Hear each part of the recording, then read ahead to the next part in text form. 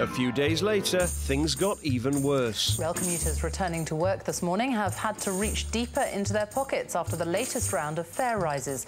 Most season and saver tickets have gone up by 4.3%. When I contacted GNER to ask why my outrageous £215 fare was now £224, they passed the buck to Doug, saying the Department for Transport set fares.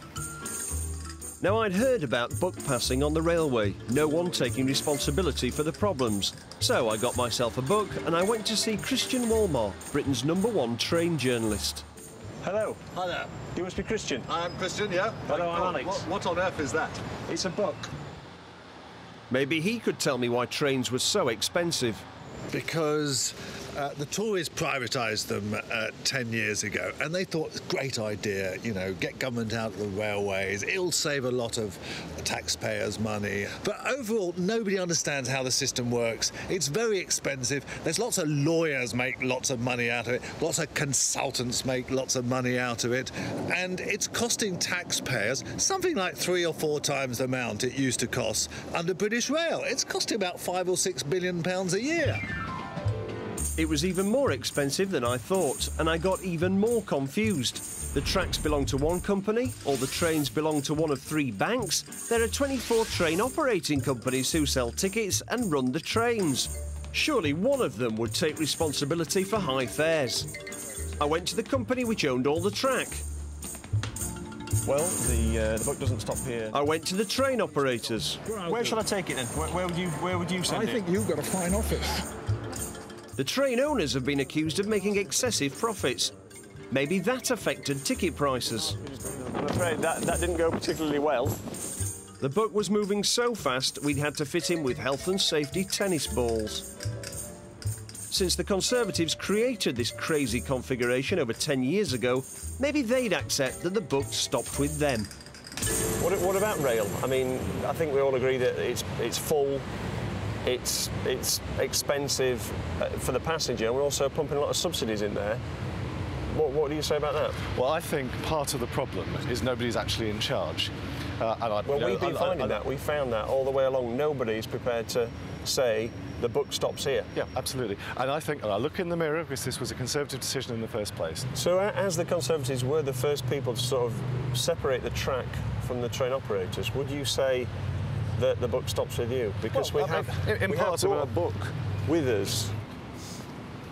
We just wondered if, as a Conservative, the privatisation, you're admitting that it was flawed. Well, what I'd say in relation to passing the buck is that I'll take that and I'll accept the buck if I'm Transport Secretary, because at the moment there's nothing I can do about it. But fortunately for the rest of us, I was able to do something, and it wasn't just high fares I had to tackle. It's the people who rely on trains to get to work who are the most upset. Others can travel on empty off-peak trains with cheap fares. South West Trains run all the routes into London Waterloo. Overcrowding happens when trains reach the suburbs. As roads have become jammed, more and more commuters have started using trains. This is the result. Can't get in, it's absolutely rammed. You can see these people standing in between the seats. There's people in the little vestibule areas. It's absolutely chock-a-block. So we're going to have to wait for the next one. That's because we're novices. We don't do this every morning. We don't know the tricks of the trade of elbowing all the other people out of the way so you can get at least somewhere to stand. You're never going to get a seat.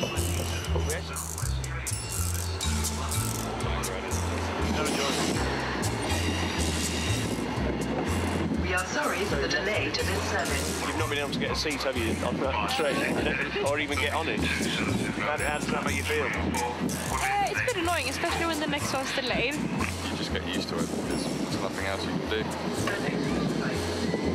Have you ever got a seat on this train? Never. Would you like a seat? Pretty good. What are your chances of getting on this one, do you think? We are sorry to announce that the 08:35 service is delayed by approximately 5 minutes. At long last, we're getting on the train. When I first went to my school, I didn't know what it was like, and I actually was quite very late sometimes because I couldn't get out. Who do you think's responsible for, for it being so packed and not having the extra capacity on the trains? Is it South West train system? I think they should certainly do something. How do you feel that they treat you? I think they treat us like cattle. That was it. A quick modal shift and I was ready for action. I discovered that South West trains have been tackling overcrowding. Their innovative solution is to take seats out so more people can stand. When they refused to talk to me on camera, I knew what I had to do. They obviously weren't going far enough, so I would design my own carriage and show them how it could be done. Well, there's nobody on the platform. Here we are, look, there's a train coming. It's the 7:30. These guys have got to get into central London on the commute. Here we go, come on. And they're off. Tickets, please.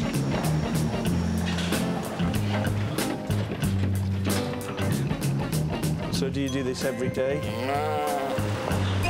Move right down inside the car. It's not going to leave without you, there's no need to run. If I could persuade South West trains to use my design, there'd be no more waiting for 2 or 3 trains. You see, more space in the carriage because you've not only got the ground level, but you've got the mezzanine level.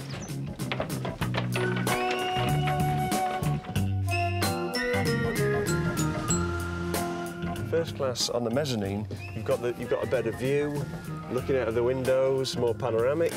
Excuse me, can you move down, please?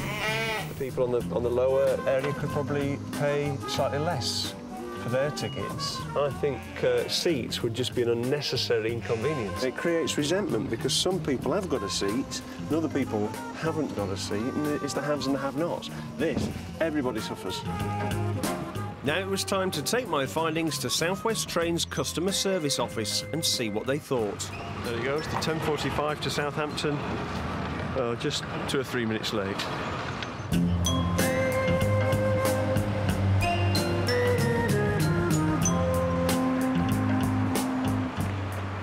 First floor, South West Trains. Okay.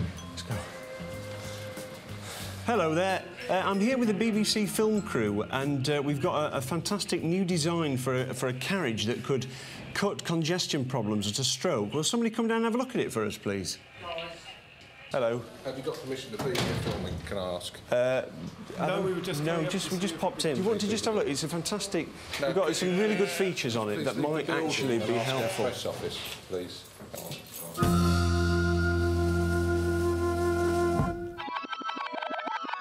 I was excited. Even the experts were joining in my song for Douglas Alexander. The trains are full to bursting and too dear. But the subsidies are 6 billion a year. But I didn't feel I'd got to the bottom of why trains are so overcrowded and so expensive. So Douglas, does the buck stop here? Hello. Hello. See Stephen Joseph. Hi. I went to see a man who's been given an OBE for services to transport. Respect. So have you got any tips on, how I might be able to get an OBE or, CBE maybe, or...? I think you have to become an expert in very complex computer models of traffic, and then you do all these studies for the government showing they don't need to spend anything on transport, then you probably get a good, and that's a good chance of getting an OBE. Right. But I didn't get an OBE for that. I got an OBE for... at the time when the government wanted to cut spending on roads, explaining to them that it was a good idea to cut spending on roads. Of course, I did also say that they ought to put spending into public transport. They didn't do that bit. Just recently, I went down to see South West Trains in Southampton, and I took along a cattle truck as a fresh vision of how to increase capacity. They didn't want to speak to me. Why would they have been so closed off to good ideas? It's very easy to blame the train companies for things going wrong, but actually most of the problems on the railways are down to the government. The overcrowding, the fares rises are all down to government kind of going, well, we'll just price people off the railways or make it so unattractive that people won't go on it. We're not going to expand. So is that what they're actually trying to do? They're trying to actually, instead of expanding the network to meet the demand, they're trying to reduce demand. They're trying to force people out of the trains and into their cars. That isn't what government policy says. That's in, but if you look under the kind of weasel words, that's what they mean. This blew my mind.